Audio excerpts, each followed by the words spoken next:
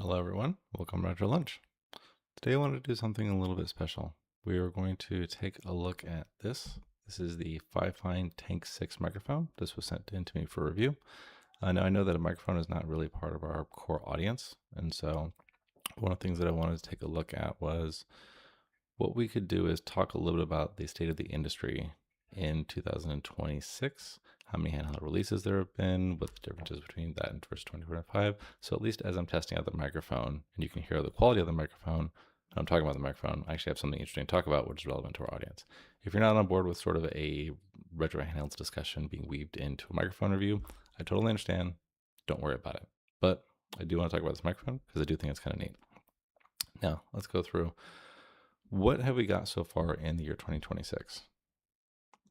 So I recently launched a website. The website is retrolaunch.com. This was largely an effort and almost just like a pet project of I was sitting on the domain. So why should I sit on the domain? Actually let it stay empty and stagnant. And so I've let this be just a collection of thoughts, typically ones that are happening in late at night after everybody's gone to sleep, about what my thoughts are on the industry. And it's a lot easier than producing, editing, and cutting a video. And so what was on my mind was, hey, it feels like there hasn't been that many retro handhelds released recently. But then you had to come back and think about it. And it's like, turns out this year so far has actually been pretty good. Now, much like previous years, there's a holiday rush, right? There's a holiday rush from the previous year. We saw a lot of handhelds released at the end of 2024, and then at the beginning of 2025, nothing.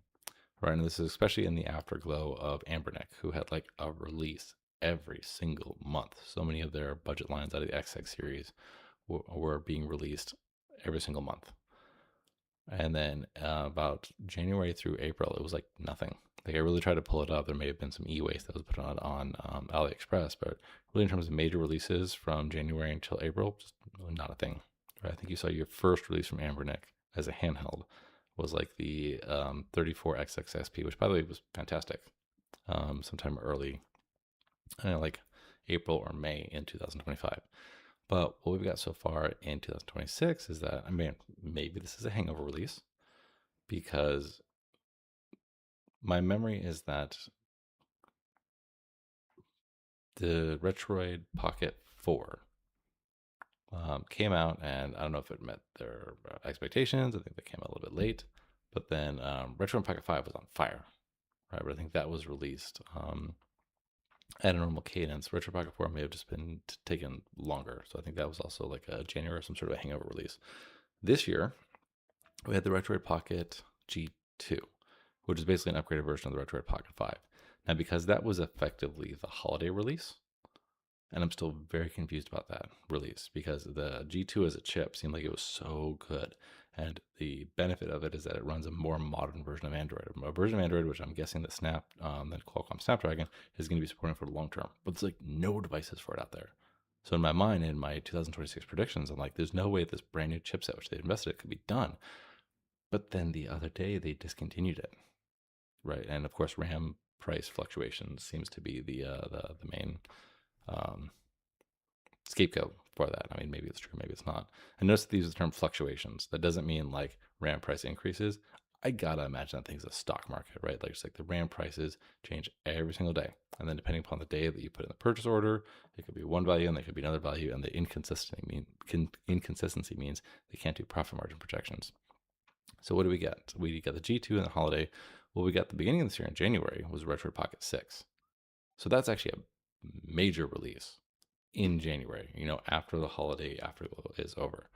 And this was released before Lunar New Year. You kind of, especially since a lot of these handhelds are being released in China, right? You have to imagine that Lunar New Year plays a really big factor into their release cycle. It almost considered to be their financial year beginning and end is around there because everything shuts down. They stop, they celebrate, and so the companies, even for support, they're just not available. They're offline. And so Retro Pocket 6 was a major release. Now, one thing I want to do is that we're going to come back and let's talk a little bit about the microphone. So for me, the difference between this Tank6 and the microphone that I was using previously is that previously I was using this. Now, this is the classic blue Yeti. Right? This has been a podcast standard for 10 years at least. everybody would talk about getting this. I think the difference with the Blue Yeti is that this is a condenser mic. It's actually really good if you're an expert, you know how to use it. If you can sound isolate a room. I can't sound isolate a room. The secret to good audio has been baffling, and I don't know what to do. But I'm not going to put up baffling around my walls because I got to take that down when guests come over, or put it on the ceiling. It's just not something which is considerable for me. And so with the Tank 6, this is a dynamic microphone. And a dynamic microphone isn't going to pick up as much ambient noise from everywhere, but it does mean that you have to stand closer to the microphone and talking to the top of the microphone in order to pick up good volume and good gain. So part of my goal for this is just to improve my overall audio experience. With that being said, I've tried a number of different things to try to improve the sound isolation. I still don't think I have it locked in yet. Pardon me. I still don't think I have it locked in yet. And so, so a couple of things that I've been trying is that, again, my old Tribble, this little pop filter. Pardon the audio for just a moment. I'll try to put this on.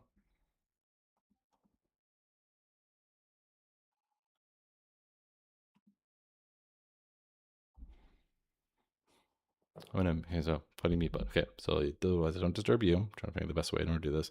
There's a fun mute button up here. Let's make sure it actually works.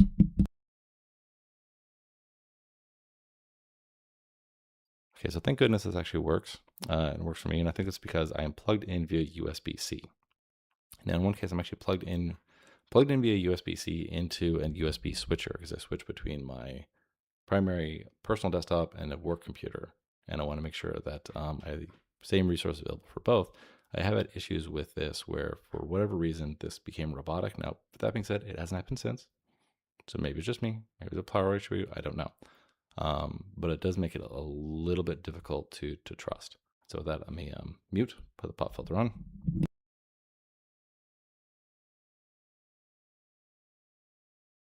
Okay, now that's on, little Tribble's on. This is primarily what I'm using at work, and it's actually pretty good.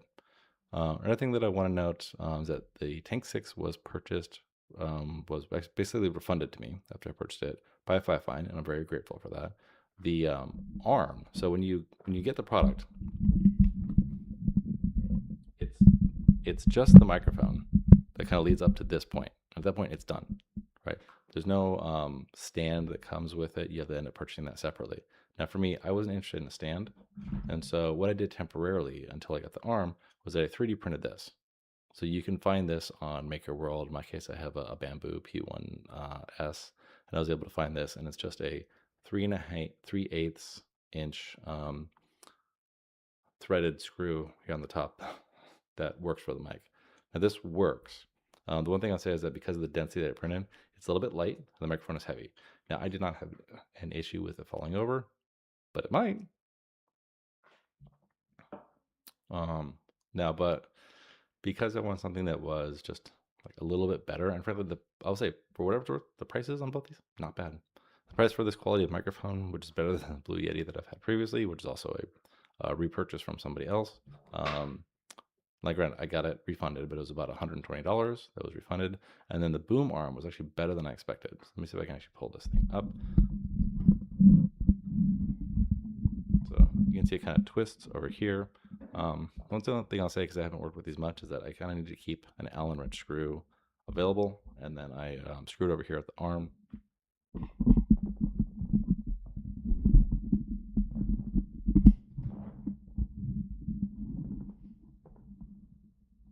So there really isn't a great way to get that onto the camera, but now that it's loose and unscrewed, like, it'll flop right down.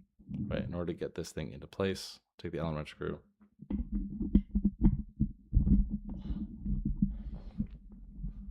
lock it into place, and now it's right here. Now, for the most part, if I wanted to collapse this, I would get the Allen wrench screw and I would put it down. But for the most part, what I'm doing is just kind of taking the whole microphone and then swinging it over here. So it's out of the way of my desk, so my desk stays straight. And it turns out that's actually been a lot better than a mic stand, where you kind of have to like push this thing off or push it off in another direction. It's been easier to swing the mic away than it is to pick up a microphone and move it around. So that is handy. And it was worthwhile enough for me to spend my own money on it, so I think it's useful. Now, let's get back to 2026 discussion. So with that, come here. The next major release in 2026 was the Mangmi Pocket Max. This one, again, was a victim of two things, actually. Number one is the RAM price increases. The second thing is that some of these corporations are ruthless. So this on its own is actually a good deal. It's a fantastic deal standalone at about $199 when it was released. Now that was an early bird special. After that, the prices kept increasing. They kind of had to keep increasing because of the RAM price increases. Now I'm not going to excuse somebody's prices. I'd rather have better prices. But before this was released, AYN, so my favorite manufacturer of handhelds, the maker of the AYN Thor, who is my endgame handheld. That has not changed. They lowered the price of the Odin 2 Portal, which features a associated processor which is even more powerful than the Snapdragon 865, and they lowered the price to $249 for the base model, the one with 8 gigabytes of RAM. That basically is $50 more for a massively more powerful device, which is useful when you want it, because the point of the Mangmi Pocket Max is the fact that it's like, a 7-inch screen. That's a big handheld, big screen. You're kind of expecting a lot of power out of that screen. And so the more power you put into it, like for $50 more, it's almost a no-brainer to go with the Portal. Now, of course, since then, the Mangmi Pocket Max can't sustain this price. The prices keep going up, and so the discrepancy between them is pretty... it doesn't cost that much more to get the Odin 2. And I feel like that was a very direct AYN shot across the bow at Mangmi. Maybe they see Mangmi as a competitor, maybe they want to undercut them, but that was an interesting play. In either case, this was a more significant a more significant release in 2026 than we ever got in the beginning of 2025, for whatever it's worth. Let's go back a little bit more and talk about the microphone. So I have it plugged in now via USB-C. I want to take a moment to plug it in with a little adapter to USB-A. I'm going to be offline for a second while I unplug it, but I do want to show you what the connector looks like.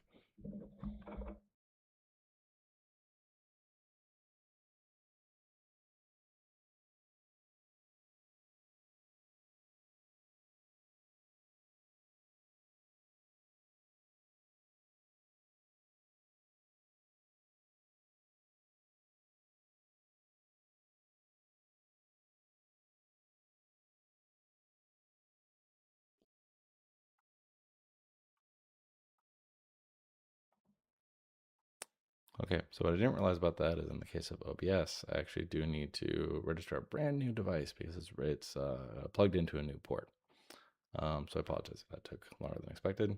With that said, because it is now on USB-A, in theory, it might be receiving a little bit less power. I don't know if it sounds different. I have tested with my own recordings. It seems fine. If anything, I've actually used USB-A with that little dongle connector, which is attached right to it, just because I felt like it was maybe a little bit more stable. With that being said, I really want to switch back to USB-C because I have a USB-A webcam over here that I'd love to be able to use on both my work laptop and my desktop, and all the ports are occupied. Now with that said, pardon me.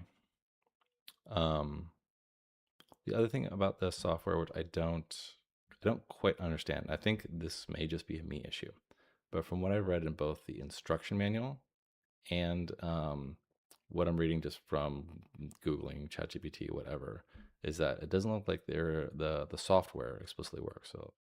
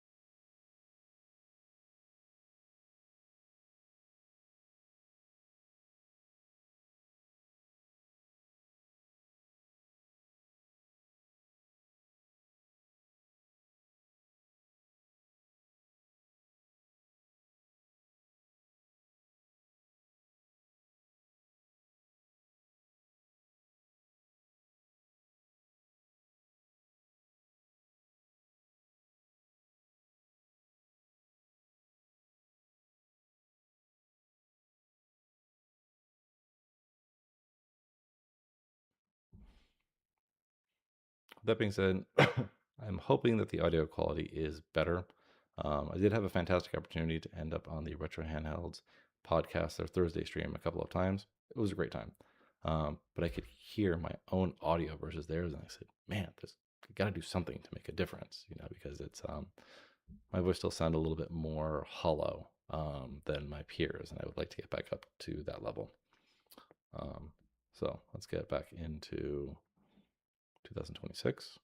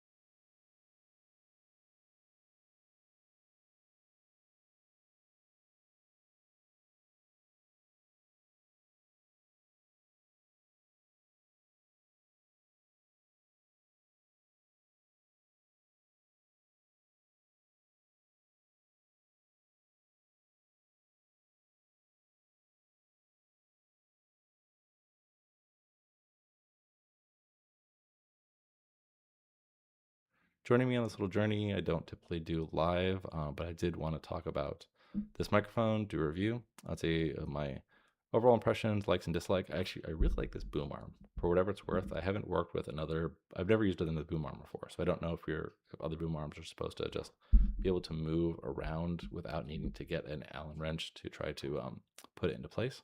but it does feel secure. I do like that. The microphone as a microphone is good. I still have some personal issues I need to work out with my room environment, try to do noise isolation, try to reduce audio bouncing. It's a bigger room than you might expect, and there's a lot of windows, so I think audio is just bouncing all over the place. With that being said, I do think that it sounds better than the microphone I was using previously, so I'm hoping for improvement there. I do wish it worked better with software. I do wish the connection with USB was more stable.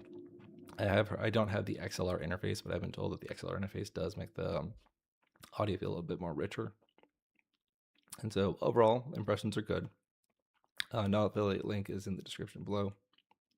Thank you everybody for watching. Remember to stay retro, stay gaming, stay awesome.